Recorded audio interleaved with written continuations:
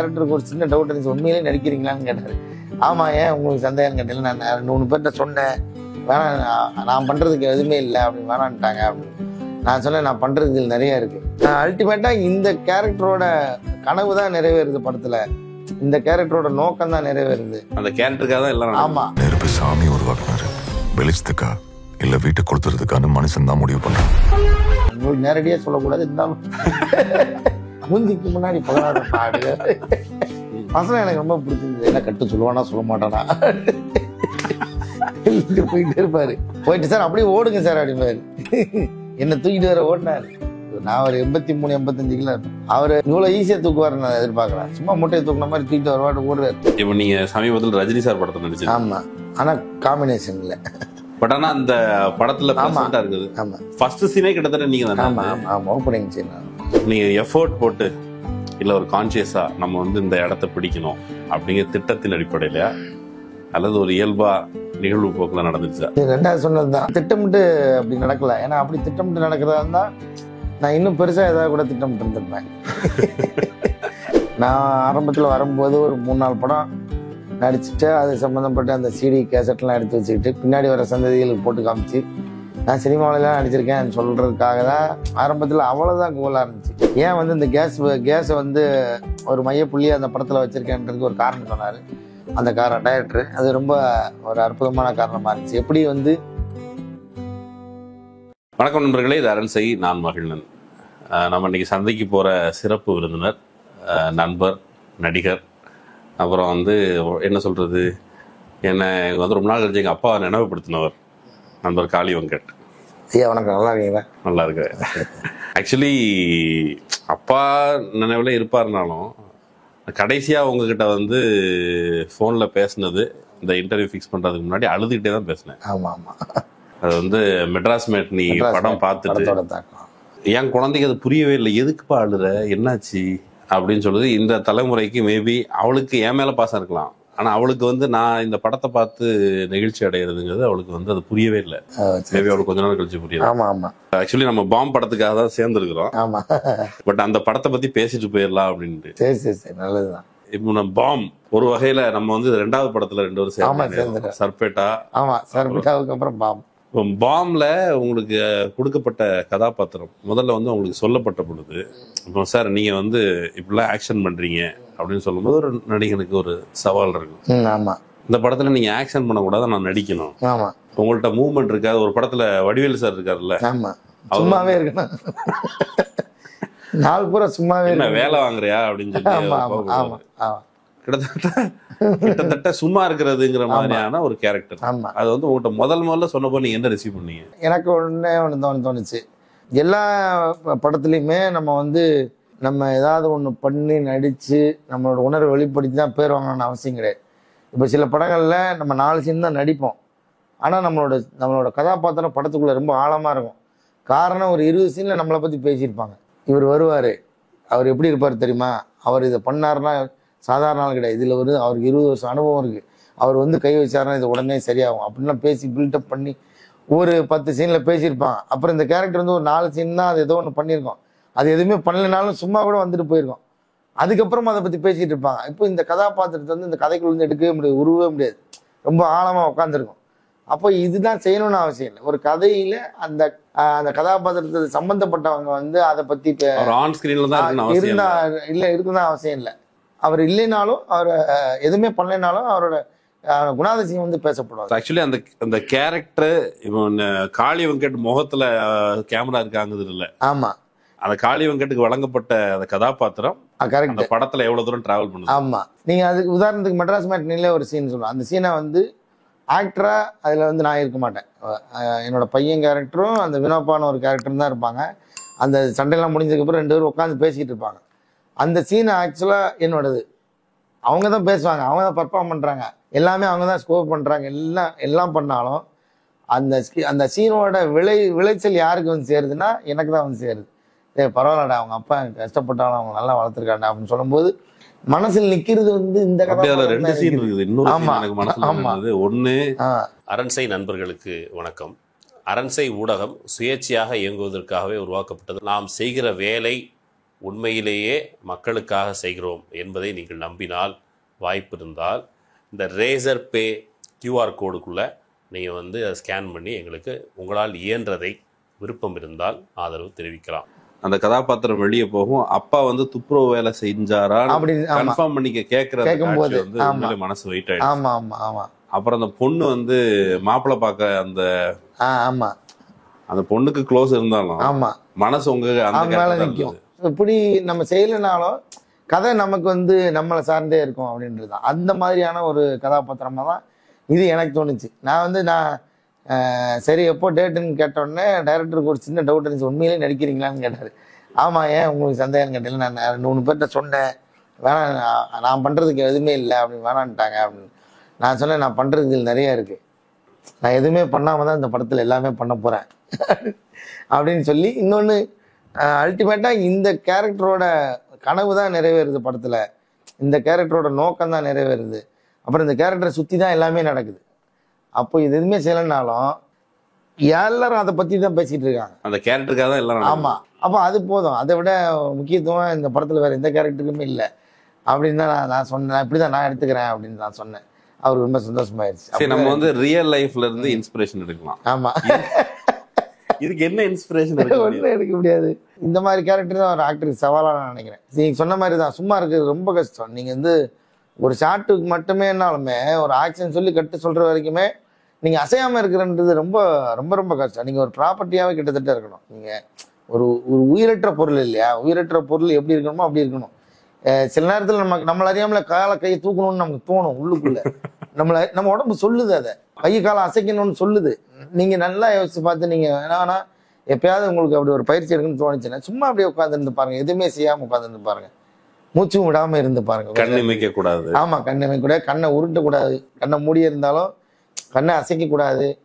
எதையுமே உடல்ல எந்த பொருளையுமே அசைக்காம நீங்க ஒரு அசைவற்ற ஒரு பொருளா இருக்க முயற்சி பண்றது இருக்குல்ல, அது வந்து உண்மையாலுமே எனக்குள்ள நிறைய மாற்றத்தை ஏற்படுச்சு. சில நேரத்துலலாம் நான் பயந்துட்டேன்.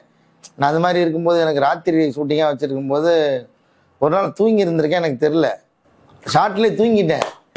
நம்ம அசையாம இருந்துகிட்டே இருந்தா நம்மள அறியாம ஒரு 2 மணி, ஆமா, எல்லாமே வந்து அப்படி அசதியில உட்கார்ந்து இருக்கும் போது என்ன அறியாம நான் தூங்கிட்டேன். சரி, நான் டைரக்டர் வந்து பார்த்துருக்கேன், நான் தூங்குறேன்னு அப்படி விட்டுட்டு அடுத்த ஷாட்டுக்கு போயிட்டாரு அவரு. நான் நல்லா தூங்கி இருந்திருக்கேன், கெட்ட போட தூங்கிட்டேன். முழிச்சு பார்த்தா எனக்கு பயம் வந்துருச்சு. சுத்தி ஆட்கள் போயிட்டாங்க. ஒரு நிமிஷம் எனக்கு என்ன ஆயிடுச்சுன்னா, ஆமா, கும்மரிட்டு குளிர்காலம் வராது, நம்ம தூங்கிட்டோமான்னு பயந்துட்டு ஒரு நிமிஷம் நமக்கு. ஸோ அந்த மாதிரி ஒரு மாதிரி ரொம்ப வித்தியாசமான அனுபவம் கிடைச்சதுல. நம்ம நடிப்போம் எப்படின்னா எவ்வளோ நேரம் இருக்கும், ஒரு அதிகபட்சம் அந்த மாதிரி வந்து சடலமாக நடித்தா கூட கொஞ்ச நேரம் ஒரு சீன் 2 சீன் தான் இருக்கும், அதுக்கப்புறம் அது வேற மாறிடும். ஆனால் இதில் கிட்டத்தட்ட ஒரு அரை படம் வந்து நம்ம அப்படியே இருக்கணுன்றது வந்து அது ரொம்ப சவாலாக தான் இருந்துச்சு. ஆக்சுவலாக நம்ம சும்மா இருக்கிறது ரொம்ப கஷ்டம். நீங்கள் இந்த படத்தில் உங்களுக்கு ஃபிலாசபிக்கலாக ஏதாவது டேக்அவே இருந்துச்சா? நீங்கள் இந்த படத்தினுடைய கதாபாத்திரத்தின் வழி கேட்குறேன். ஆமாம், எனக்கு நிச்சயமாக இருந்துச்சு. இவன் வந்து அந்த ஊரை ஒன்றாக்கணும்னு நினைக்கிறான்றதை தாண்டி அதுக்குள்ளே எனக்கு வசனம் ஆக்சுவலாக உங்களுக்கு நேரடியாக சொல்லக்கூடாது, இருந்தாலும் முந்திக்கு முன்னாடி பகலாத பாடு வசனம் எனக்கு ரொம்ப பிடிச்சிருந்தது. ஏன்னா அந்த அறியாமை இருக்குல்ல, அந்த அறியாமையை வந்து சுட்டி காட்டுறது வந்து இந்த கேரக்டர் மட்டும்தான் நடுவில் இருந்து சுட்டி காட்டுது 2 பக்கத்தையும். அந்த வகையில் எனக்கு இந்த கேரக்டரோட தன்மை எனக்கு ரொம்ப பிடிச்சிருந்துச்சு. அது போய் பேசுகிற விதமாக இருக்கட்டும், அப்புறம் குடித்தாலும் அதே சிந்தனையில் இருக்கிற ஒரு ஆள், அப்புறம் கல்யாணமே அதுக்காக பண்ணிக்காமல் இருக்கிற ஒருத்தன், வெறுப்பு எல்லாத்துக்குமே இந்த வெறுப்பு தான் காரணமாக இருக்கு. அவனுக்கு கல்யாணம் பண்ணிக்காமல் இருக்கிறது, குடிக்கிறது, இது எல்லாத்துக்குமே இந்த ஒரு விஷயம் தான் காரணமாக இருக்குது. ஊர் 2 பிறந்து கிடக்குது, இது எப்போ ஒன்று சேரும் அப்படின்றது தான் காரணமாக இருக்குது. அது காரணமாக அந்த பிரிவு காரணமாக இருக்கிறது அந்த படத்தில் சொல்லப்படுற அந்த பிலாசபி. அதுலேருந்து எனக்கு அந்த கதிரவன்ற கேரக்டர் வந்து எனக்கு நிறைய கற்றுக் கொடுத்துச்சு. ஆக்சுவலாக நிறைய மாடுகளோட நடிச்சு அந்த ப்ரொமோல அந்த சீன் எப்படி ஒரு சீனில் வந்து மாடுகள்லாம் வந்து ஒரு தெருவில் அப்படியே மொத்தமாக சேர்ந்து வரோம். நம்ம ஏற்கனவே ஒரு பேசி இருந்திருப்போம், நீங்கள் எல்லாம் சேர்ந்து போராடுவீர்களா அப்படின்னு கேட்கும்போது அதில் ஒரு மாடு சரின்னு சொல்கிற மாதிரி தலையாயிரு ஆட்டியிருக்கோம். இப்போ அது சொல்லி வச்ச மாதிரி ஒரு மார்க் வச்சுருந்தாங்க, சும்மா மாடு இங்கே தாங்க வந்து நிற்கணும் அப்படின்னு. நாங்கள் அர்ஜுன் தாஸ் வந்து என்னை அவர் தூக்கிட்டு போவார். தூக்கிட்டு போகும்போது மாடு வந்து தெருவை மறைச்சி நிற்கும், எல்லா மாடுமும் மொத்தமாக சேர்ந்து. அது ஒரு போராட்டம் மாதிரியான ஒரு விஷயம். நீங்கள் போகாத இங்கே இருக்குன்னு சொல்லாமல் சொல்கிறாரு இயக்குனர், அது மூலமாக சொல்ல நினைக்கிறாரு. இப்போ அந்த இடத்துல வந்து மாடு நிற்கணும். இப்போ மனுஷனே வந்து கரெக்டாக மார்க்கில் நிற்க மாட்டான். எருமை மாடை வந்து நிற்கலன்னு எப்படி கோச்சிக்க முடியாது. ஆனால் ஒரே சாட்டில் ஒரே டேக்கில் மொத்தமாக வரிசையாக வந்து நின்று மாடு ஒத்துழைச்சு, மார்க்கில் ஒத்துழைச்சிச்சு. நேரம் வந்து கரெக்டாக எங்கே நிற்கணுமோ அங்கேயே நின்று இப்படி பார்த்துக்கிட்டே வர இருந்துச்சு.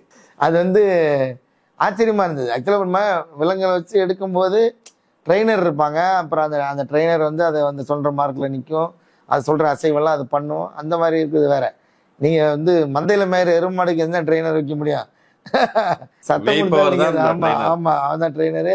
அவர் ஒரு ஆள் வந்து ஒரு 40-50 மாடை கண்ட்ரோல் பண்ண முடியாது இல்லையா? அது கரெக்டாக வரிசையாக வந்து இருந்துச்சு. ஆச்சரியமாக இருந்தது. உங்களை வந்து இந்த படம் முழுக்க உங்களோட சேர்ந்து பயணிக்கிறது, இப்போ வந்து ஒரு அர்ஜுன் தாஸ் சார் வந்து அவருடைய குரல் பொதுவாக கேட்கும்போதே இந்த கம்பீரமாக கரகரன்னு யாரே 4 பேர் அடிக்க போகிற மாதிரியான ஒரு அபிப்பிராயம் அவர் முதல் படத்துல இருந்து. இந்த படத்தில் அவரோட உங்களுக்கு பயணம் எப்படி இருந்தது? அது எனக்கு வந்து நாங்கள் அநீதியில் ஒரே படத்தில் இருந்தமே தவிர காம்பினேஷன் சீன் இல்லை. அவர் நான் ஃப்ளாஷ்பேக்கில் இருந்தேன், அவர் கரண்ட்டில் எடுக்கிறனால காம்பினேஷனாக எதுவும் எடுக்கல. அப்புறம் நாங்கள் அந்த ப்ரொமோஷன்லாம் போகும்போது நல்லா பழகிட்டோம். அதுக்கு முன்னாடி எங்கேயாவது பார்த்தா அவர் ஹாய் சொல்கிறதோடு இருந்துச்சு. இந்த ப்ரொமோஷனோட டைமில் ரொம்ப நல்லா பழக்கம் ஏற்பட்டுச்சு. அப்புறம் அவர் சொன்னார், நம்ம ஒரு ஏதாவது படம் நம்ம சேர்ந்து பண்ணோம் நல்லாயிருக்கும் அப்படின்னு சொல்லிட்டு இருந்தார். அதுக்கு தகுந்த மாதிரி இந்த படம் வந்துடுச்சு. ஆக்சுவலாக அவர் தான் இந்த கேரக்டருக்கு என்ன கேட்க சொல்லியிருக்காரு. இயக்குனருக்கு ஐடியா வேறு இருந்துச்சா என்னன்னு தெரியல, வேறு யாரும் கேட்டிருக்காரு 2-3 பேர்ட்ட, யாரும் பண்ணல. அப்போ இந்த கேரக்டர் யார் பண்ணுறாங்கன்னா இவர் சொல்லியிருக்காரு, இந்த மாதிரி 2 பேர் அப்ரோச் பண்ணேன், யாரும் ஒத்துக்கல அப்படின்னு சொல்லியிருக்காரு. இப்போ நீங்கள் வேணால் இவர்கிட்ட காலிட்டு கேட்டு பாருங்கள், அவர் ஓகேனா பண்ணலாம் அப்படின்னு சொல்லியிருக்காரு. அப்படி வந்து தான் அந்த கதை வந்துச்சு. அப்புறம் நான் சொன்னது கதை கேட்டு சொல்லி முடிச்சதுக்கப்புறம் சொன்னார், அர்ஜுன் தாஸ் தான் உங்களுக்கு சொன்னார் அப்படின்னு. ரொம்ப மகிழ்ச்சியான ஆச்சு. அப்புறம் ஒர்க் பண்ணுறதுக்கு ரொம்ப ஈஸியாக இருந்தது. அதில் வந்து எப்படி காம்பினேஷனே இல்லையோ அதுக்கு தகுந்த மாதிரி இதில் எல்லா சீனுமே அவரோட தான் காம்பினேஷன் இருந்துச்சு. அது இன்னொன்று, இந்த படத்தில் அவர் என்னை தூக்கி சொம்பந்து நடிச்சிருக்காரு, உங்களுக்கு தெரியும். செருப்பு போடாமல் வந்து நம்ம இயக்குனர் என்ன பண்ணுவார், இங்கேருந்து அப்படியே நேச்சுரலாக இருக்கு. ஆமாம், செருப்பு போடாமல் போனது ஒய்டு அப்படின்னு சொல்லுவார். ஒய்டு ஒரு தூக்கிட்டு அப்படி நீங்கள் போனோம் அப்படின்னு போனால் ஒரு கட்டே சொல்ல மாட்டார், போயிட்டே இருப்பார். என்ன கட்டு சொல்லுவானா சொல்ல மாட்டானா போயிட்டே இருப்பார். போயிட்டு சார் அப்படியே ஓடுங்க சார் அப்படிம்பாரு. என்னை தூக்கிட்டு வர ஓடினார். நான் ஒரு 83-85 கிலோ இருப்பேன்.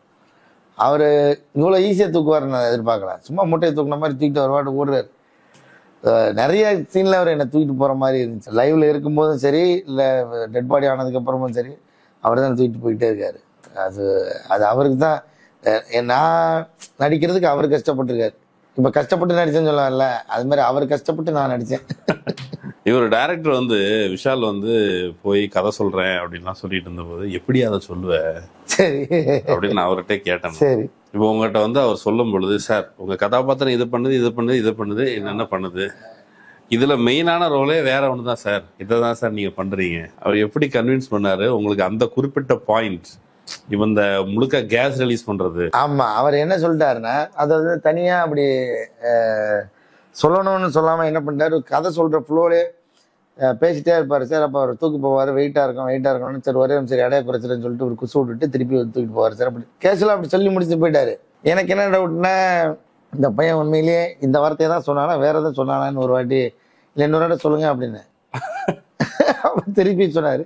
அதே ஃப்ளோல எனக்கு தெரியாம சொல்றாராம். எப்படினாலும் எனக்கு தெரிஞ்சுதானே ஆகணும். அதுக்கப்புறம் அது ரொம்ப அவரே சொல்லிட்டாரு, சார் இது நான் இது வந்து ஒரு டிஸ்கஷன் ஆக்கணும்னு நான் ஆசைப்படுறேன். இதை நம்ம ஒதுக்கியே வச்சுக்கிட்டே இருக்கோம் ரொம்ப வருஷமா, இது ஒரு டிஸ்கஷனுக்குள்ள கொண்டு வரணும்னு ஆசைப்படுறேன், அதனால இந்த படப்புல இதை நான் வச்சிருக்கேன். சரி, நல்ல விஷயம். இந்த படம் முடிஞ்சிருச்சு. இப்போ அடுத்தடுத்த படங்கள் அது குறித்து நம்ம பேசுறதுக்கு முன்னாடி, இதுக்கு முந்தைய படங்கள்ல எனக்கு வழக்கமா அந்த சினிமா இன்டர்வியூலாம் கேட்கும் பொழுது, உங்களுக்கு சினிமாவுக்கு வரும்பொழுது எனக்கு சிலரோட நடிக்கணும் அப்படிலாம் ஆசை இருக்கும். இப்போ நீங்க சமீபத்தில் ரஜினி சார் படத்தை நடிச்சீங்க. ஆமா, ஆனா காம்பினேஷன் இல்லை. பட் ஆனா அந்த படத்துல பிரசன்டா இருக்குது. ஆமா, ஃபர்ஸ்ட் சீனே கிட்டத்தட்ட நீங்க தானே? ஆமா ஆமா, ஓப்பனிங் சீன். அதான், அது நீங்க சொன்னதில் அந்த ஆசையும் இருந்தது. ஆனாலும் ஒரு பாதி நிராசை தான் இருந்தாலும் அந்த படத்துல இருக்கமேன்றது தான் இருந்துச்சு. எனக்கு இயக்குனர் ரொம்ப வருஷம் முன்னாடி தெரியும். அவர் ஷார்ட் ஃபிலிம் பண்ற டைம்ல இருந்தே தெரியும். ஷார்ட் ஃபிலிம்ல ஒரு கேரக்டருக்கு நாங்கள் அப்போ கூப்பிட்டுருந்தாரு. லோகேஷ் சார். அப்போ திரும்ப மாநகரம் பண்ணும்போது எனக்கு ஒரு கதாபாத்திரம் எழுதியிருந்தார். இப்போ நான் தான் வர முடியல, வேறு ஒரு படத்தில் இருந்ததுனால அந்த டைமில் ஷூட்டிங்லேருந்து அப்போல்லாம் நமக்கு டேட்டு பிரித்து கொடுக்குற அளவுக்கு அந்த கம்பெனி ஒத்துக்கல. அதனால் இந்த படத்தை நான் பண்ண முடியல. அதுக்கப்புறம் பார்க்கும்போது சொல்லிட்டு இருப்பார், எங்கேயாவது பார்க்கும்போது, ஆனால் நம்ம இப்போ ஒர்க் பண்ணணும், நான் கூப்பிட்றேன், கரெக்டானது வரும்போது கூப்பிட்றேன் சொல்லிட்டே இருந்தார். அவர் இதில் கூப்பிட்டார், சொன்னார் சின்னது பெருசுன்னு பார்க்க வேணாம், ரொம்ப முக்கியமாக இருக்கும் அப்படின்னு சொல்லி சொன்னார். முக்கியமான ஆமாம், ரொம்ப முக்கியமான இடத்துல தான் இருந்தது. ஸோ அது அந்த வகையில் சூப்பர். இன்னும் அடுத்து பெருசாக பண்ணணும்னு நினைக்கிறேன். அடுத்தடுத்த படங்கள் என்னென்ன இருக்குது? இப்போ அடுத்தடுத்த படங்கள் வந்து இப்போ ஒரு சூர்யா சார் 46, வெங்கி அட்லூரி சாரோட டைரக்ஷன் அந்த படம். அப்புறம் வந்து மாதவன் சாரோட ஒரு வெப் சீரிஸ் நடிக்கிறேன், அதுவும். அப்புறம் கட்டா குஸ்தி 2, அது செகண்ட் பார்ட் ஆரம்பிச்சிருக்குது அது. அதுக்கப்புறம் இன்னும் பேரிடப்படாத ஒரு 4 படம் நடிச்சிட்டு இருக்கேன். நீங்கள் ஒரு சாதாரண பின்னணியிலிருந்து இப்போ சினிமாவில் இந்த செலிபிரிட்டி ஸ்பேஸ் அதுக்கு வந்ததுக்கு பிறகு வழக்கமாக கலைஞர்களுக்கு ரூட்டடாக, இப்போ நீங்கள் ரூட்டடாக இருந்தீங்க, கீழே இருந்து கதாபாத்திரங்களுக்கான இன்ஸ்பிரேஷன் இருக்கும், சாதாரண மக்கள் அவங்கள்ட்ட தான் வெரைட்டி இருக்குது. ஆமாம். இப்போ கொஞ்சம் அந்த செலிபிரிட்டி ஸ்பேஸுக்கு போனதுக்கு பிறகு இப்போ இந்த கதாபாத்திரங்களுக்கு இன்ஸ்பயர் ஆகிறதுக்கான ஸ்பேஸ் உங்களுக்கு இருக்கா? கிரவுண்டுக்கு போகிறது, சாதாரண மக்களோட புலங்குறதோ? அது கடினமாக தான் இருக்கு. ஆனால் நான் பெருசாக விலகலை. நான் அதுக்குள்ளே இருந்து இன்னமும் அதே டீ கடை ஃபாலோ பண்ணிட்டு தான் இருக்கேன். காலையில் எழுந்து டீ கடையில் தான் போய் டீ குடிக்கிறேன். அப்புறம் நான் கொஞ்சம் ட்ராவல் பண்ணுவேன், கேப் கிடச்சுன்னா ட்ராவல் பண்ணுவேன், வெளியூர்கள் எங்கேயாவது மலை கிராமங்கள் அது மாதிரி சுற்றி பார்க்க போயிடுவேன். அதில் நிறைய அனுபவமாக நிறைய கதாபாத்திரங்கள் அப்போ வேடிக்கை. நீ அப்படி ரியல் லைஃப்ல இருந்து இன்ஸ்பயர் ஆனி இந்த குறிப்பிட்ட விஷயத்த ஏதாவது ஒரு 2 சம்பவங்களோ நபர்களோ இந்த கதாபாத்திரங்கள் எங்களுக்கு பொருந்தி போச்சு? அது என்னன்னா, நான் வந்து இறுதி சுற்று நான் சொல்லுவேன். ஆனால் அது ஒருத்தர் மட்டும் கிடையாது, அது அங்கங்கே இருந்து நம்மளை அறியாமல். நான் எப்படின்னா, ட்ராவல் பண்ணுறோம், பார்க்குறோம், அப்சர்வ் பண்ணுறோம், அதை வந்து கவனிச்சிடும், ஒத்து பார்க்குறோம், உள்வாங்கினாலுமே அதை மட்டும் நம்ம பயன்படுத்துறது இல்லை. அது நம்மளை அறியாமல் நமக்குள்ளே, நம்ம யோசனைக்குள்ளே தங்கியிருக்கும், ஒரு இடத்துல தேங்கி இருக்கும். அது எங்கேயோ ஒரு ஓரமாக தேங்கிக்கிட்டே இருக்கும். நம்ம பார்க்குற எல்லா கதாபாத்திரங்களும் தேங்கிக்கிட்டே இருக்கும். இப்போ இது உதாரணத்துக்கு இறுதி சுற்றில் நான் நடித்த கதாபாத்திரம் வந்து ஒரு ஆள் கிடையாது, அது மாதிரி நிறையா பேரோட இது இருக்குது. ஒருத்தர் வந்து அந்த குடிக்கிறவராக இருந்திருப்பார், ஒருத்தர் பொண்ணோட சண்டை போடுறவராக இருந்திருப்பார். சில பேர் வந்து பார்த்தீங்கன்னா குடிச்சிட்டு குழந்தைங்களை பயங்கரமாக கொஞ்சுவாங்க, அன்பை கொட்டுவாங்க, தீத்துருவாங்க. ஸோ அந்த மாதிரி இருக்கும். இப்படி பல விதமாக பார்த்த அப்பாக்களோடு சேர்ந்து இவங்க எழுதுனதோடு சேர்ந்து ஒன்று வந்துடும். ஸோ அப்படி வந்தது. இது எல்லாத்துக்குமே நம்ம வந்து அந்த உத்து பார்க்குற விஷயம் வந்து நம்மளை பெருசாக சப்போர்ட் பண்ணும். அதோட அந்த ஸ்லாங்காக இருக்கட்டும், அந்த பாடி லாங்குவேஜ் எல்லாமே நம்மளை அறியாமல் அன்இன்டென்ஷனலாக வெளிப்படுது. அது மூலமாக அந்த நம்ம வேடிக்கை பார்க்குறது மூலமாக தான் அது வெளிப்படுது நான் நினைக்கிறேன். அந்த கேரக்டர் ஒன்று சொல்லுவேன். அப்புறம் வந்து நான் இது சொல்லுவேன், மெட்ராஸ் மேட்னிலுமே அதை நான் சொல்லுவேன். அந்த கேரக்டர் நிறைய பார்த்து அவர் ஆட்டோ ஓட்டுறது தொழில், அந்த படத்துலேயே நீங்கள் ஆட்டோ ஓட்டுறது ஸ்டாண்டு அந்த மாதிரி ப்ரொஃபஷனலாக பெருசாக காட்டியிருக்க மாட்டாங்க. ஆனால் அவர் ஒரு ஆட்டோக்காரராகவே எனக்கு தெரிஞ்சுக்கிட்டே இருப்பார். அப்போ எனக்கு தெரிஞ்ச ஒரு 10 நிமிஷம் கூட அவர் ஆட்டோ ஓட்டுற தொழில், அந்த பொண்ணு பேசுகிற 2 நிமிஷம் தான் இருக்கும், அவ்வளோதான். அது ஆட்டோவில் இருப்பார். மற்ற எல்லா நேரத்துலையுமே ஒரு ஆட்டோ ஓட்டுநராகவே தெரிவார்.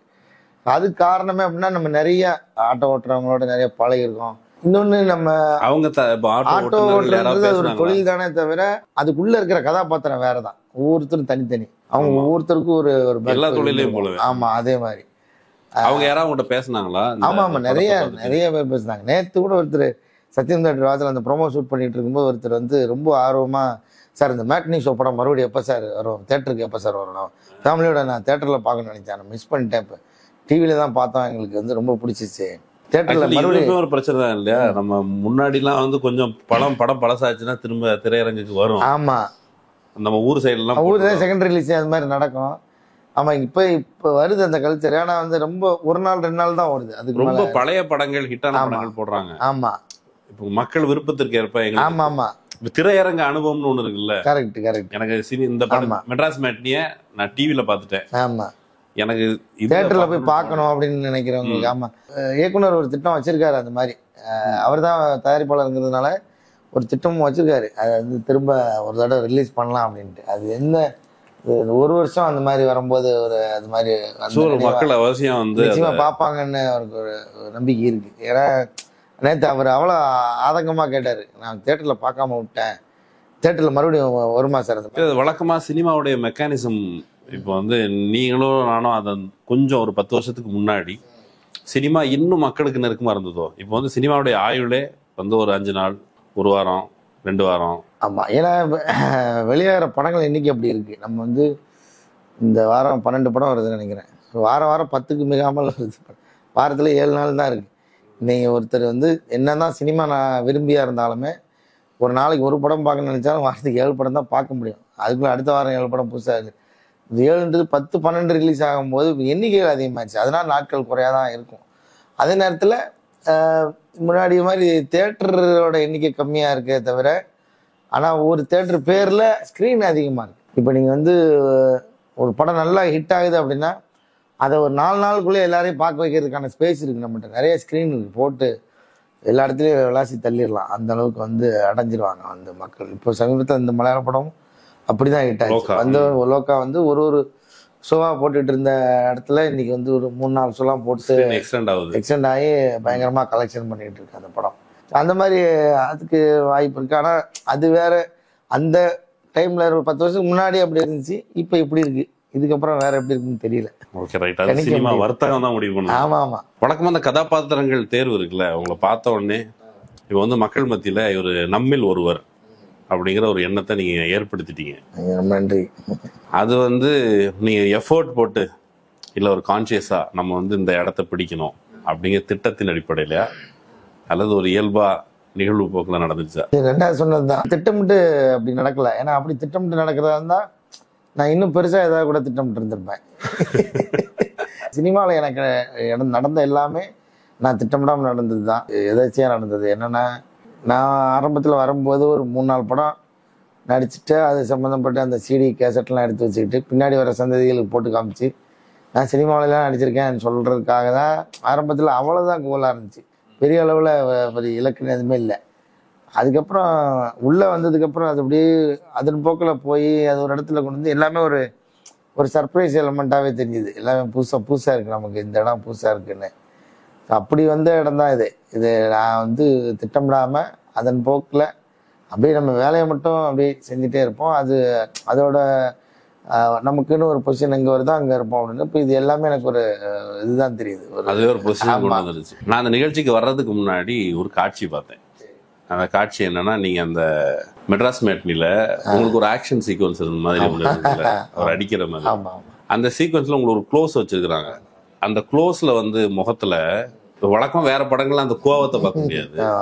அந்த கோவம் எப்படி இருந்துச்சுன்னா, கொஞ்சம் இந்த பகுதி வீங்கி டை அப்படிங்கிற மாதிரி அதுல ஒரு எக்ஸ்ட்ரா எஃபர்ட் தெரிஞ்சது. நல்ல எமோஷனலி அந்த க்ளோஸ் காமிக்கும் பொழுது பதட்டம். இவன் வந்து வழக்கமா சண்டை கண்டை போட்டுக்கிட்டு இருக்கவங்களுக்குலாம் அந்த பதட்டம் வராது. பதட்டத்தோடு சேர்ந்து கோபம், ஆங்காரம் எல்லாமே சேர்ந்து இருந்தது. அந்த சீனை எப்படி எக்ஸிக்யூட் பண்ணீங்க? என் பெர்ஸ்பெக்டிவ்ல அந்த சீனை யாருமே பார்க்கல. ஆக்சுவலா அந்த சீனை அப்ரோச் பண்ண விதம் அப்படின்னா, எனக்கு என்ன பொறுத்தளவுக்கு அந்த கண்ணன் கேரக்டருக்கு அந்த அவமானம் புதுசு கிடையாது. அது ரெகுலராகவே அது ஒரு, ஆனால் வீட்டுக்குள்ளே தெரியாமல் வீட்டில் இருக்கிற மற்றவங்களுக்கு தெரியாமலே வெளி உலகத்தில் இவர் அவமானப்பட்டுக்கிட்டே தான் இருக்கார். சின்னதாக பெருசாகவும் அவமானப்பட்டு தான் வந்துக்கிட்டே இருக்காரு. ஸோ அந்த அவமானத்தில் வெகுண்டெழுந்த கண்ணன் கிடையாது அந்த இடத்துல. என்னன்னா, காதல், தன் மனைவி மீதான காதல் வந்து எந்த அளவுக்கு பெருசு அப்படின்றது அந்த இடத்துலையும் அவர் விட்டு கொடுத்துட்டாருன்னா, அவருக்கு இந்த உலகத்தில் எதுவுமே இல்லை. அவருக்கு அந்த உலகத்தில் அவர் உள்ளுக்குள்ளே பிடிப்பாக நினச்சிட்டு இருக்கிற ஒரே கதாபாத்திரம் வந்து மனைவி கமலம் தான். அவளை ஒருத்தன் குறை சொல்லிட்டானா இவனால் பொறுக்க முடியல. அதுக்கு மேலே இவனுக்கு ஒன்றுமே இல்லை அப்படின்ற எண்ணமாக தான் நான் அதை பார்த்தேன். ஏன்னா நல்லா இப்போ கவனிச்சிக்கிட்டு தெரியும், அந்த படத்தில் இவர் கஷ்டப்பட்டு வேலை பார்த்துட்டே இருந்தாலும் மனைவி வேலைக்கு போகிற அளவுக்கு வச்சுக்க மாட்டார். ஏன்னா அந்த வருமானத்தை ஈட்டி அவங்கள கொஞ்சம் நல்லாவே வச்சுக்கணும்னு தான் நினைப்பார். அவங்க நல்லா ஒரு சொகுசாக வச்சுருக்கணும்னு தான் நினைப்பார். இவரோட லெவலுக்கு அது சொகுசாக இருக்கிற மாதிரி தான் வச்சுருந்துருப்பார். அப்படி அவ்வளோ லவ் அவங்களுக்குள்ள. இன்னொன்று, படத்துக்குள்ள எங்கேயுமே இந்த 2 கேரக்டர் காதல் காட்சிகளே இல்லை. காதல் காட்சிகள் வைக்காம ஒரு கணவன் வந்து மனைவி மீது காதலை வெளிப்படுத்த எடுத்துக்கிட்டீங்க. ஒரு மனைவி மீது எவ்வளவு காதல் இருக்குன்ற வெளிப்படுத்துறதுக்கு இதோட ஒரு சந்தர்ப்பம் இல்லை இந்த கேரக்டருக்கு. ஸோ அதுவும் கலந்து வந்தது தான். அது வெறுமனே அவமானத்துல எழுந்த அந்த கோபம் கிடையாது. அது என்னோட உயிருக்கு, அதாவது நிகரான ஒரு மனைவியை வந்து குறை சொல்லிட்டான் அப்படின்ற அதுல பொங்குனது தான் அதிகமா இருக்கும் கண்ணனோட கோவத்துல. ஆக்சுவலி அந்த குறிப்பிட்ட காட்சியில ஒரு ஹீரோ, ரியல் லைஃப் ஹீரோ எங்க இருந்து எழுவாரு அப்படிங்கிற பொழுது நான் அவங்கள்ட்ட அன்னைக்கு போன் பண்ணி சொன்ன ஆமா இந்த ஹீரோங்கிறவங்க வந்து ஆஜானு பாகுவா இருக்கணும், உயரணும், 4 பேரை எட்டி மிதிக்கணும், அப்படி இல்ல. அது இயல்பா அந்த வாழ்க்கையில இருந்து ஒரு ஹீரோ எப்படி உருவாகிறான். ஆக்சுவலி உங்களோட கதாபாத்திரங்கள் எல்லாமே நான் அப்படி பார்த்தது. இப்போ வந்து வழக்கமா உங்களை குறித்து குறிப்பிடும் போது குணச்சித்திர நடிகர் அப்படி சொல்றாங்கல்ல, நான் எப்படி பார்க்கறேன் அந்த குறிப்பிட்ட கதாபாத்திரம் இப்போ வந்து சாதாரண மக்களை பெரும்பாலும் அவர்கள் நாயகர்கள் அல்ல, அவர்களை விட வேற ஏதோ ஒரு அதி அற்புத சக்தி கொண்டவர்கள் தான் நாயகர்கள். உங்க கதாபாத்திரங்கள் ரியல் லைஃப் நாயகர்களை வந்து வெளிப்படுத்திக்கிட்டே இருக்குது. இப்ப வந்து இந்த படத்துல ஒரு அப்பா, அதே போல நம்ம குத்துச்சண்டை படம் அதுல நீங்க அப்பா, இன்னொரு படத்துலயும் ஒரு அப்பா கேரக்டர் இருந்தது, அநீதி இருக்கு, அப்புறம் அநீதி இருக்கு. ஆமா அநீதி, ஆமா அநீதி. அதே போல லப்பர் பந்துல ஆமா அவர் அப்பா இருப்பாங்க. இந்த அப்பாக்கள் இருக்காங்களா, இவங்களுக்கு ஏன் சாதாரண மக்கள் கை தட்டி உங்களை ரசிச்சாங்க? உங்களை ரசிச்சாங்கன்னு உங்களுக்கு தெரியும். ஆமா ஆமா ஆமா. எங்க நீங்க சிங்கானீங்கன்னு நினைக்கிறீங்க? இது எல்லாருமே சமூகத்துல இருக்க வேற வேற அப்பா தான். ஆமா ஆமா. இப்ப இறுதி சுற்றுல வர்ற அப்பாவும் நம்ம வர்ற அப்பா தான். இந்த அப்பாக்கள் எப்படி நீங்க அவங்கள பிரசன்ட் பண்ணிட்டீங்க, எங்க நீங்க கனெக்ட் ஆனீங்க? அது என்னன்னா இவங்க எல்லாமே கற்பனை கதாபாத்திரங்கள் இருக்கிற அப்பாவா இருக்காது. நீங்க இந்த 4 அப்பாவுமே, இன்னும் நிறைய அப்பா நடிச்சிருக்கேன், இன்னொரு 2-3 அப்பா நடிச்சிருக்கேன். இது 4 வந்து குறிப்பிடும்படியா எல்லாருக்கும் நல்ல ரீச் ஆன அப்பா. ஆனா அப்பானா வழக்கமா அந்த தாடி கீடிலாம் அந்த ஆமா நரமுடி வந்து ஆமா அப்படி இல்ல புரியுது. அது தமிழ் சினிமாவுக்கு ஒரு ஸ்டீரியோ டைப் ஒன்று இருக்குல்ல, அப்பான்னா இப்படிதான் அப்படின்னு. அந்த இது இல்லாம நான் நடிச்ச அப்பாக்கள் எதுவுமே கற்பனை கதாபாத்திரமா இருக்காது. அதாவது நீங்க சொல்ற மாதிரி 4 பேரை அடிச்சு உறக்க விட்டு ஹீரோயிசம் காட்டுற அப்பாவா இருக்க மாட்டான். ஏன்னா நம்ம பார்த்து டே டு டே லைஃப்ல நம்ம பார்த்து கடந்து வந்த ஒரு உண்மைக்கு நெருக்கமான ஒரு அப்பான்றதுனாலதான் எல்லாருக்கும் அவங்க வீட்டு அப்பாவாகவும் அவங்க அண்ணனாகவும் அப்படி அவங்க சித்தப்பாவாகவும் மாமாவும் தெரியுது அந்த கேரக்டர். இது மாதிரி எங்க அப்பாவுக்கு நடந்திருக்கு, இது மாதிரி எங்க அண்ணன் நடந்திருக்குன்னு. அப்போ இந்த கேரக்டரைசேஷனே வந்து அப்படி அமைஞ்சிருச்சு. ரியல் லைஃப்ல இருக்கிற நம்ம பார்க்குற ஹீரோக்கள் இருப்பாங்களா, எங்க அப்பா ஒரு இடத்துல நான் ஹீரோவை பார்த்துருக்கேன், ஹீரோன்னு ஆக்ஷன் ஹீரோவாக பார்த்துருக்கேன். ஒரு எப்படின்னா நம்ம சினிமா தான் பார்ப்போம், அந்த தைரியத்தை சினிமாவில். ஏன்னா அது வந்து நிர்ணயிக்கப்பட்டது, யாரும் சேர்த்து அடிக்க மாட்டாங்க, அதனால ஹீரோ அடிச்சுவாரு. ஒரு நாள் கேட்டுச்சு ஆக்ஷன் சீக்வன்ஸை பத்தி, எப்பா 4 பேர் நிக்கிறாங்க, ஒவ்வொருத்தரா பையன் அடி வாங்குறாங்க, அப்படி மொத்தமா போய் அடிக்க வேண்டிய சொன்ன மாதிரி தான். ஆனா ரியல் லைஃப்ல அப்படி இருக்காது. ஆனா அதை எங்க அப்பா ஒரு தடவை பண்ணும்போது நான் பார்த்துருக்கேன். அப்போ அங்க இருந்து அவரை வெறும் நம்ம ஒரு கதையின் நாயகன் அந்த மாதிரி ஒரு குணச்சித்திர கதாபாத்திரமா பார்த்தது போக அவர் வந்து ஒரு ஆக்ஷன் ஹீரோவாகவே நான் பார்த்துருக்கேன். ஸோ அந்த மாதிரி உண்மைக்கு நெருக்கமா இருக்கிற கதாபாத்திரங்கள் இருக்கிறதுனால நம்மளை இன்னும் கொஞ்சம் நேரடியா அப்படி அணுகுறாங்கன்னு நினைக்கிறேன், அப்படி எடுத்துக்கிறாங்கன்னு நினைக்கிறேன், நம்ம சொந்தம் கொண்டாடுறாங்கன்னு நினைக்கிறேன். அதுதான் அதோட ரியாக்ஷன். நீ இந்த தங்க புள்ளன்னு கூப்பிட்டது இருக்கு. ஆமா ஆமா. அந்த படத்தை வந்து வேற வேற தருணங்களை பார்த்தேன். அதுக்கு முன்னாடி அந்த குரல் கேட்டேன், எங்க அப்பா என்ன தங்க புள்ளன்லாம் கூப்பிட்டாரு, எங்களை போற எல்லாருமே கூப்பிட்டாங்க. ஆமா கரெக்ட். ஆனா அந்த குரல் வந்து யாரோ நம்மள பாசமா அன்பா கூப்பிடுற மாதிரியான ஒரு இதமா இருந்தது. சின்ன வாய்ஸ் விட்டு தான் அது. ஆமா ஆமா. அதுக்கு வந்து அவ்வளவு பவர் இருந்தது. ஆமா. நீ அது எங்க இருந்து இன்ஸ்பயர் ஆனீங்க அந்த குறிப்பிட்ட வார்த்தை? அது ஆக்சுவலா டைரக்டர் வந்து அதுக்கு ஒரு நல்ல ஸ்பேஸ் கொடுத்தாருன்னு தான் சொல்லணும். முதல்ல இப்போ ஸ்கிரிப்ட் படி பேர் சொல்லி கூப்பிட்ற மாதிரி தான் இருந்துச்சு. அந்த கேரக்டர் பேர் அதுக்கு முன்னாடி சுருக்கமாக ஒரு திருன்னு கூப்பிட்டுருப்பாங்க. அப்போ இவரோட முழு பேர் திருமேனி, அவன் திருமேனின்னு வச்சுக்கலாம் அப்படின்னு ஒன்று இருந்துச்சு. திருமேனின்னு கூப்பிட்டு இங்கேருந்து அதனால தான் அங்கே திருன்னு கூப்பிட்றாங்க அப்படின்னு சொல்லி வச்சுருந்து இருந்தது. எனக்கு இதுவாக அந்த இப்போ டிஸ்கஸ் பண்ணும்போது எப்படி தோணுச்சுன்னா, பேர் சொல்லி கூப்பிடுறது கொஞ்சம் அந்நியமான கொஞ்சம் நெருக்கம் இல்லாமல் இருந்த மாதிரி இருந்துச்சு. ஏன்னா அம்மா இல்லை, அப்பா மட்டும்தான் இருக்காரு. அப்பா பேர் சொல்லி கூப்பிட்டு இருக்க மாட்டாரு இயல்புல அப்படின்னு எனக்கு தோணுச்சு.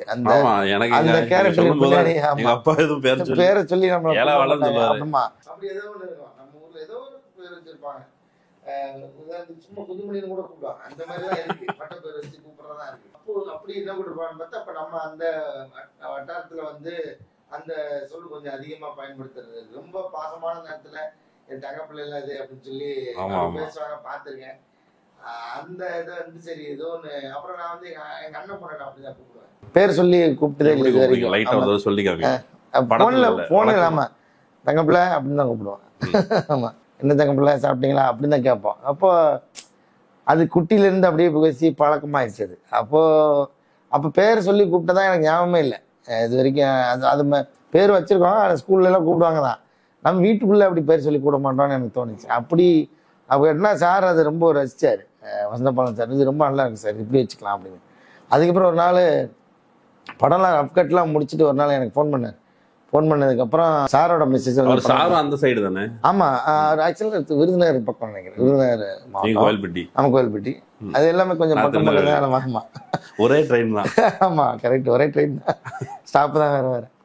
அப்போ அந்த ரஃப்கட்லாம் பார்த்து அந்த டைமில் பார்த்தப்போ ஒரு வசந்தபாலன் சார் எனக்கு கூப்பிட்டு இது மாதிரி அவங்க மிஸ்ஸஸ் படம் பார்த்துருக்காங்க. படம் பார்த்துட்டு பயங்கரமாக அழுதுருக்காங்க. ஏன்னா அவங்க அப்பா அவங்கள அப்படி தான் கூப்பிடுவாங்க, ஸோ தங்கப்பிள்ளைன்னு. ஸோ அது இப்படி வந்து கனெக்ட் ஆகணும்னு எனக்கு தெரியல சார், ஆனால் பயங்கரமாக இம்பேக்ட் பண்ணுச்சு அப்படின்னு சொல்லி சொன்னார். அதான் அந்த மாதிரி எங்கேயோ ஒரு ஒரு உண்மையிலேருந்து எடுத்து பண்ணும்போது அது நிஜமாவே அப்படி எல்லாருக்கும் போய் கனெக்ட் ஆகிடுது. இது வழக்கமாக எல்லா நடிகர்களும் சொல்லுவாங்கன்னு தெரியாது, நான் யாரையும் குறைச்சி சொல்ல. பட் ஆனால் உங்களை பார்த்து இந்த ஒரு விஷயத்த நீங்கள் போகிற போக்கில் ஒன்று சொல்லியிருந்தீங்க. ஒரு கேரக்டர் எனக்கு கொடுக்கப்படுது அப்படின்னா, ஒருவேளை டைரக்டர் சொன்னாலும் சொல்லட்டாலும் கதைக்கு ஒரு முன்கதை பின்கதை அந்த கேரக்டரை புரிஞ்சுப்பேன். ஆமா ஆமா. நாசர் சார் சொன்னாரு, இந்த கேரக்டர்ல அந்த கேரக்டரோட இந்த துளி தான் அங்க பயன்பட்டு இருக்குது அப்படின்ட்டு. ஆமா ஆமா. அப்படி ஒவ்வொரு முறையும் ஒரு கேரக்டர் நடிக்கும் போது அந்த கேரக்டர் முழுசா கிரகிக்க முயற்சி பண்ணுவீங்களா? ஆமா, கிட்டத்தட்ட ஆரம்ப காலத்துல நான் என்ன பண்ணிட்டு இருந்தேன்னா, அந்த கேரக்டருக்கு அந்த பேக் ஸ்டோரியை வந்து நான் எழுதிக்கிட்டு இருந்தேன். நான் சும்மா எழுதிக்கிட்டு இருந்தேன் கற்பனையில. அது என்னவா இருக்கும், அது எனக்கு நிறைய கதை இருக்குமே. இல்ல கதை நமக்கு இருந்தாலும் நம்ம அந்த கதாபாத்திரத்தை சுத்தி ஒரு தன்மை இருக்கும்ல, அந்த தன்மையை வச்சுக்கிட்டு ஒரு கற்பனையா ஒரு 10 பக்கத்துக்கு எழுதுவேன். எழுதிக்கிட்டு அதை நம்ம எழுதுனா அது மனப்பாடம் பண்ண தேவையில்லை, நமக்கே ஞாபகம் வந்துடும். இவன் வந்து ஒரு 18 வயசுல அவனுக்கு ஒரு இன்சிடென்ட் நடந்துச்சு. அவன் வந்து ஸ்கூல் முடிச்சுட்டு இப்போ 12வது முடிச்சுட்டு வரும்போது சைக்கிள் அடிபட்டு காலில் அந்த காயம் இருந்துச்சு, தழும்பாவே இருந்துச்சு. இப்படி நீ ஏதோ ஒரு கற்பனையா சேர்த்து வச்சுக்கிட்டு இருக்கும்போது அந்த கேரக்டர் வந்து எனக்கு என்னோட மென்டர் சொல்லுவார், விஜய் பிரபாகரன் சார். எப்பவுமே ஒரு ஆக்டரை வச்சு ஒரு வெறும் க்ளோஸ்அப் வச்சோம்னா டைலாக் எதுவுமே தனியாக உட்காந்துருக்காரு, அவர் என்ன ஃபீல் பண்ணுறாரு ஆடியன்ஸுக்கு புரியணும் அப்படின்னா அந்த கேரக்டருக்கு ஒரு பேக் ஸ்டோரி இருக்கும். அந்த பேக் ஸ்டோரி எப்படி நம்ம உள்ள அந்த பேக் ஸ்டோரியை உள்ள ஓட்டினோம்னா அது தானாக நம்ம முகத்தில் அந்த கேரக்டராக தெரியும் அப்படின்றத எனக்கு சொல்லியிருந்தார். அதனால ஆரம்பத்தில் எழுதிக்கிட்டு தான் இருந்தேன். இப்போ எப்படி ஆயிடுச்சுன்னா எழுதுறதுக்கு நேரம் இல்லாத ஒரு பக்கம். அப்புறம் இப்போ வந்து நமக்கு எழுதித்தான் அதை கையாளணுன்றது இல்லை, அப்படியே அனுபவத்தில் கொஞ்சம் கொஞ்சமா ப்ராக்டிஸ்ல வந்துருச்சு. சரி இந்த கேரக்டர் இப்படி இருக்கும், இதோட தன்மை எப்படி இருக்கும், இதெல்லாம் நடந்திருக்கும். இன்னொன்று இப்போ நிறைய இப்போ டேரக்டர்ஸோ ரைட்டர்ஸோ அப்படின்னா அந்த கேரக்டரை சுற்றி ஒரு கதை இருக்குல்ல, அதை அழகாக சொல்கிறாங்க, அதை வச்சிருக்காங்க, அவங்களே வச்சிருக்காங்க. முன்னாடி அந்த கேரக்டர் பேர் மட்டும் இருக்கும், அவருக்கு ஒரு 30 வயசு அப்படின்னு இருக்கும், அதோட அதுலேருந்து தொடங்கி போயிடுவாங்க. ஆமாம், அந்த சீனில் வந்து அதுலேருந்து அவர் இன்ட்ரோடக்ஷன் ஆயிடுவார், அப்புறம் அவர் இதெல்லாம் பண்ணுவார்னு சொல்லி எழுதியிருப்பாங்க. இப்போ எப்படின்னா பெரும்பாலும் அந்த கேரக்டருக்குன்னு ஒரு ஸ்கெட்ச் எழுதுறாங்க, இதெல்லாம் பண்ணுவார், இதெல்லாம் பண்ண மாட்டார், இதெல்லாம் பிடிக்கும், இதெல்லாம் பிடிக்காது அப்படின்னு அந்த கேரக்டருக்கு ஒரு தன்மை எழுதுறாங்க. அந்த தன்மை அதுவே அது நம்ம ஒவ்வொரு ஆக்டருக்கு போதும் எனக்கு தெரிஞ்சு. அப்போ இவர் இந்த இடத்துல எப்படி ரியாக்ட் பண்ணுவார், எல்லாருக்கும் வர்றது தான். கோபம்னா எத்தனையோ வகையான கோபங்கள் இருக்கு, அந்த சூழல் தான் தீர்மானிக்குது அந்த கோபத்தை எப்படி வெளிப்படுத்தணுங்கிறது. அதே மாதிரி அந்த கதாபாத்திரத்தோட தன்மையும் தீர்மானிக்குது. எல்லாரும் ஒரே மாதிரி ரியாக்ட் பண்ண மாட்டோம், நம்மளுடைய அனுபவம். ஆமா, நம்ம அனுபவம். இப்போ அதே ஈபி ஆஃபீஸில் ஒருத்தர் இருந்தா ஒன்று கெட்ட வாரத்தில் திட்டுற ஒரு அப்பாவாக இருந்திருப்பான். அவர் சில பேர் வந்து அவமானப்பட்டு வெக்கி தலை குனிஞ்சு போறவனா இருந்திருப்பான். ஏன்னா இப்படி பேசான்னு ஒரு வீட்டில் வந்து 4 நாள் புழுங்குற ஒரு அப்பாவாக இருந்திருப்பான். ஒருத்தன் வந்து அடிக்கிறதோட விட்டுருக்க மாட்டான், இன்னும் மேற்கொண்டு ஏதாவது காயப்படுத்தி இருந்திருப்பான் அவனை. இப்போ இந்த கேரக்டர் என்ன செய்யும், இதோட இந்த இயலாமைக்குள்ளேயும் இருந்து அந்த இயலாமைக்கு அப்படிதான் கண்டுபிடிக்கிறீங்க. ஆமா ஆமா ஆமா, அப்படித்தான். அதுக்கான தன்மை இருக்குல்ல, அதை வச்சா நம்ம அந்த வரம்பை கண்டுபிடிக்கிறோம். பாம் வந்து வழக்கமா வெளியில சொல்லும்போது அது ஒரு மூடநம்பிக்கை பற்றி பேசுகிற அல்லது மூடநம்பிக்கை பற்றியோ சமூகத்தில் இருக்கிற சில பிரச்சனைகள் குறித்தோ பேசுகிற திரைப்படம் அப்படின்னு தெரியும். ஆனாலும் உங்களுடைய சொந்த வாழ்க்கையில இப்போ மூடநம்பிக்கைகள் சார்ந்தோ இந்த விதமான அதில் டிஸ்கஸ் பண்ண இஷ்யூஸ் சார்ந்தோ உங்களுக்கு அனுபவம் உண்டா, அல்லது குறித்து நீங்க பார்த்துருக்கீங்களா ஒரு 3ஆம் மனிதராகவோ? மூடநம்பிக்கை நிறைய வகையில இருக்கு. எங்க ஊர்ல வந்து ஒரு தடவை நான் சின்ன வயசுல இருக்கும்போது பேய் விரட்டுவாங்க. பாண்டியராஜன் சார் ஒரு வாட்டி பேசும்போது அவர் ஒரு தடவை சொன்னார், அப்படின்னா பேய் எப்பவுமே பெண்களுக்கு தான் பிடிக்கும், பேய் பெரும்பாலும் பெண்களுக்கு தான் பிடிக்கும். அது என்ன காரணம்னா அதுக்கு ஒரு அறிவியல் ஒன்று சொன்னார். அது விட்டுருவோம். எங்கள் ஊரில் வந்து முன்னாடிலாம், இப்போ இதெல்லாம் இல்லை, முன்னாடிலாம் அந்த பேய் பிடிச்சிருக்குன்னுவாங்க. 1 மாதம் 2 மாதம் வெயிட் பண்ணி பார்ப்பாங்க, பேய் போகலன்னா ஒரு கோடாங்கியை கூப்பிட்டு வந்து அந்த பேயை விரட்டுவாங்க. இந்த பேய் விரட்டுற அன்னைக்கு வந்து பார்த்தா ஒரு டைம் சொல்லிடுறாங்க ஊருக்குள்ளே. இந்த மாதிரி உச்சி மத்தியானம் ஒரு 12 மணிலேருந்து 1 மணிக்கு அந்த நேரத்தில் உச்சி வெயிலுக்குள்ளே யாரும் வீட்டை விட்டு வெளியே வரக்கூடாது, எல்லாம் வீட்டுக்குள்ளேயே இருக்கணும் அப்படின்னு சொல்லி பேய் வந்து வெளியில் போகும்போது யாராவது வெளியே இருந்தீங்கன்னா உங்களை பிடிச்சிரும் அப்படின்றது தான் அதோட டார்கெட்டு. பட் அதுக்கு பின்னாடி என்ன இருக்குன்னு எனக்கு தெரியல. நான் சின்ன வயசுல எனக்கு ஒரு ஆர்வம், அந்த பேய் எப்படி இருக்குன்னு பார்க்கணும். நான் ஒளிஞ்சு கடவுன்னு சொல்லுவாங்க ஊரில், ஒரு வீட்டுக்கு ஒரு வீடு நடுவில் கடவு இருக்கும்ல, அந்த கடவு நேரம் வந்தால் தானே பிடிக்கும். கடவுக்குள்ளேருந்து எட்டி பார்த்துருவோம். எப்படி கொலுசு சத்தம் கேட்கும், சலங்கை கட்டிக்கிட்டு போவோம், பயங்கரமாக சத்தம் போடும், நாக்க தொங்க போட்டிருக்கோம், முடி விரிச்சிருக்கோம், பொரிய பொட்டு வச்சுருக்கோம், பயங்கரமாக சிரிக்க முடியும், எல்லாம் சொல்லி வச்சுருக்காங்க நமக்கு. சரி அது எப்படி தான் இருக்குன்னு பார்த்துருவோம் ஆர்வத்தில். நான் என்ன அப்போ ஒரு பாட்டு மட்டும் ஓடிக்கிட்டே இருந்துச்சு. அப்போ ஏதோ ஒரு பாட்டு சுந்தரி சுந்தரின்னு ஒரு பாட்டு. அப்போது அந்த பாட்டு எப்பயும் கேட்டால் எனக்கு அந்த பேய் விரட்டுற ஞாபகம் தான் வரும். கேட்ட போகிறாங்க, 12 காலம் ஆயிடுச்சு, ஊரே வந்து அமைதியாகிடுச்சு, யாரும் வெளியில் இல்லை. நான் மட்டும் திருட்டுத்தரமா அப்படி கூட போய் சுற்றி வந்து இந்த கடவுக்குள்ளேருந்து எட்டி பார்க்குறேன்.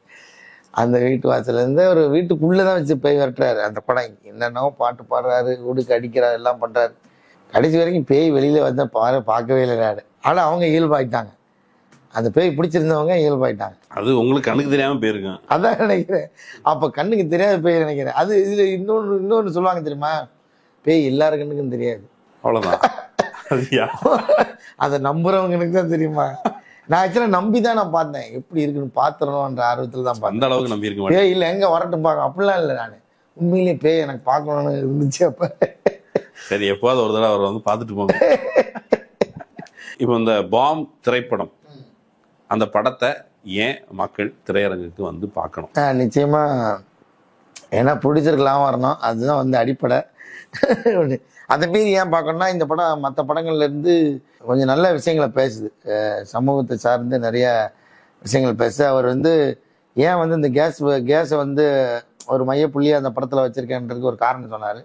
அந்த காரணம் டைரக்டர், அது ரொம்ப ஒரு அற்புதமான காரணமாக இருந்துச்சு. எப்படி வந்து பாடி சிஸ்டத்தில் தேவையில்லாத வாயு வந்து வெளியில் போகணுன்னு நம்ம விருப்பப்பட்டு வெளியேற்றுறோமோ, அதே மாதிரி இந்த சொசைட்டிக்குள்ளே இருக்கிற தேவையற்ற விஷயங்கள்லாம் வெளியேற்றுறது தான் இந்த படத்தோட நோக்கமாக இருக்குது. அவர் இந்த படம் அதுலேருந்து ஒரு சின்ன பாதிப்பை ஏற்படுத்தினாலும் அது வந்து அவருக்கு ஒரு பெரிய ஒரு திருப்தி கொடுக்குதுன்னு சொல்லியிருந்தார். அதுக்காக இந்த படத்தை பார்க்கணும். அப்புறம் இந்த படத்துக்குள்ளே நிறைய கேஸ்டிங் வந்து ரொம்ப இன்ட்ரெஸ்டிங்கான கேஸ்டிங் இருக்குது. அர்ஜுன் தாஸ் இருக்கார், சிவாத்மிகா இருக்காங்க, நான் நடிச்சிருக்கேன், நாசர் சார் இருக்கார், சிங்கமொழி சார் இருக்கார், அபிராமி மேடம் இருக்காங்க, பாலசரவணன் இருக்கார், டிஎஸ்கே அப்படின்னு ஒரு பெரிய பட்டாளமே இருக்குது, ராட்சசன் சரவணன் அப்படின்னு சொல்லி ஒரு பெரிய நடிகர் பட்டாளங்க இருக்குது. இது வந்து ஒரு மற்ற படங்களை கம்பேர் பண்ணுறதுக்கு எனக்கு பெருசாக உடன்பாடு இல்லை. இருந்தாலும் பார்த்தவங்க எல்லாம் கொஞ்சம் முண்டாசுப்பட்டியோட அந்த இது இருக்குது. ஏன்னா முண்டாசுப்பட்டியில் நிறையா மூடநம்பிக்கைக்கு எதிரான விஷயமா பேசியிருப்பாரு. கிராமம் ஒரு டைப் அந்த மக்களோட குணாதிசயம் அதெல்லாம் இருக்கும். ஸோ அந்த மாதிரி எல்லாம் இருக்குன்னு சொல்லியிருக்காங்க. அதனால நாங்களும் இந்த படத்தை வந்து தியேட்டரில் வந்து நீங்கள் பாருங்கள், நிச்சயமாக நிறைய ஹியூமர் இருக்கு, அதுக்கப்புறம் நல்ல விஷயங்கள் சொல்லியிருக்காங்க. அப்புறம் எங்களுக்காகவும் வந்து பாருங்க, உங்களுக்காகவும் வந்து பாருங்க, எனக்காகவும் ஐயாவுக்காகவும் பாருங்க, எழுதியிருக்காரு. சரி, இன்னொரு வாய்ப்புல பேசுவோம். எனக்கு நிறைய வந்து கேள்விகள் இருக்கு. சரி, இந்த வந்து ஒரு வரம்புக்குள்ள சுருக்கணுங்கிறதுக்கு. ஆமா, ரொம்ப நேரம் பண்ணாலும் பார்க்க மாட்டாங்க இப்போ. ஆமா, இன்னொரு வாய்ப்புல அவசியம். கண்டிப்பா. ரொம்ப நன்றி, மகிழ்ச்சி. நண்பர்களே, இன்னொரு வாய்ப்பில் சந்திக்கலாம். நன்றி.